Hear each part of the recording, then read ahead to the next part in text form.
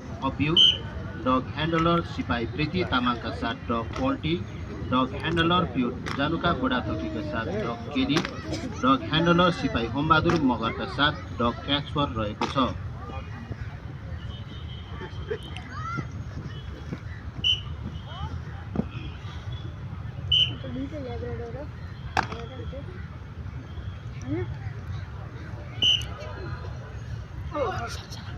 अब सहभागी डगहरूबाट action deal हुन गइरहेको छ, जसमा ह्यान्डलरहरूले गर्ने एक्सनलाई डगहरूले हुबहु अनुसरण गर्नेछन्।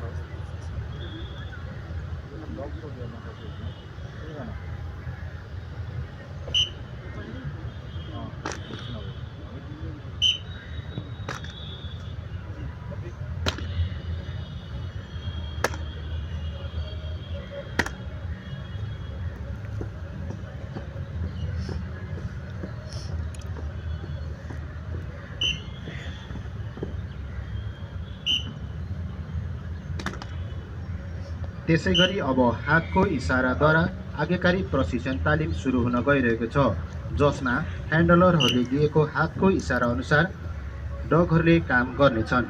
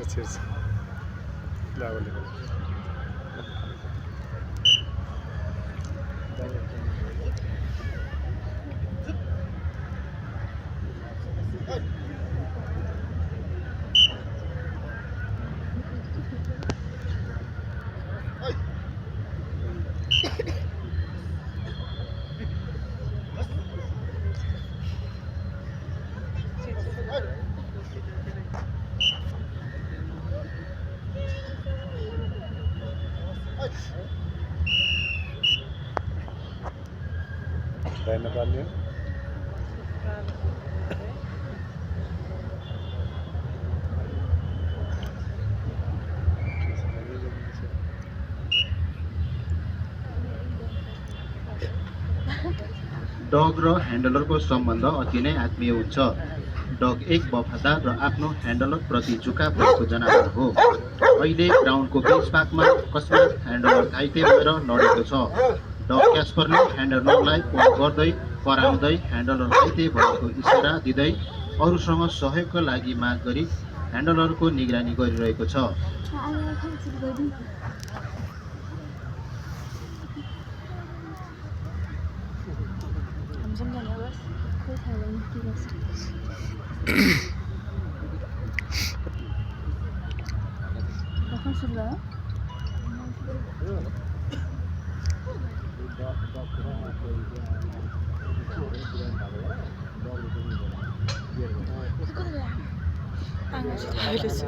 सोही स्थानमा डग केलीले उपचार सामग्रीहरू ह्यान्डलर घाइते भएको ठाउँसम्म पुर्याई घाइतेको मद्दत गरिरहेको छ।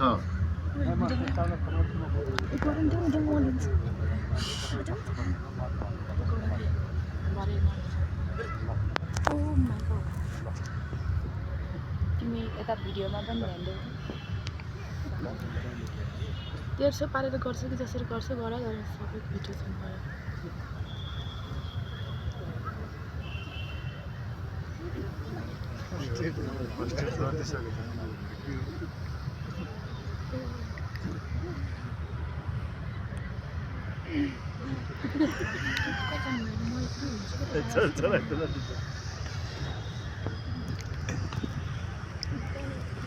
अबको क्रममा स्वच्छ वातावरणको महत्त्व झल्काउने उद्देश्यले जथाभावी फोहोर गर्नु हुँदैन भन्ने सन्देशका साथ डग केलीद्वारा प्रदर्शन हुन गइरहेको छ।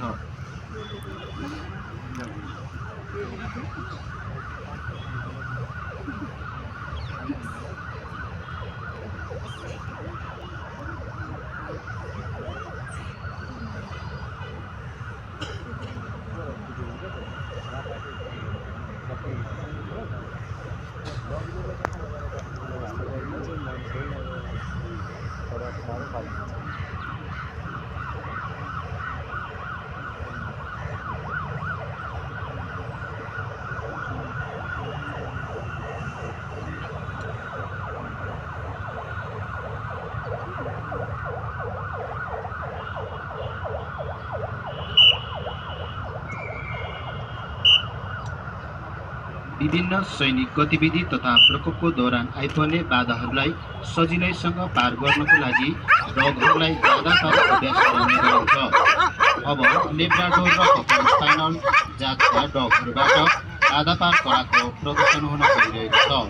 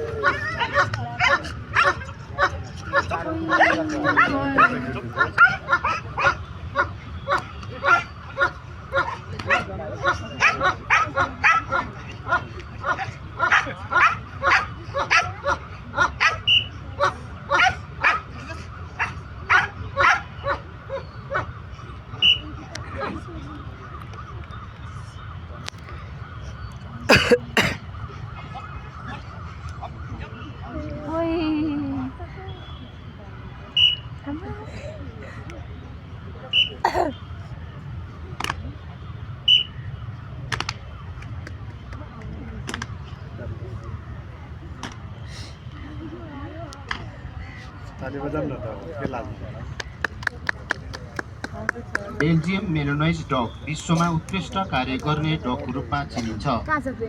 सैनिक प्रयोजनको लागि उत्कृष्ट मानिने यस डगको इन्डुरेन्स अत्यधिक हुने हुँदा सैनिक कार्यको दौरानमा विभिन्न बाधाहरू सजिलै पार गर्न सक्दछ। अब डग ह्यान्डलर प्युट सुनिल कार्कीका साथ सोही प्रजातिको साम्बो डगद्वारा जम्प कलाको प्रदर्शन हुन गइरहेको छ।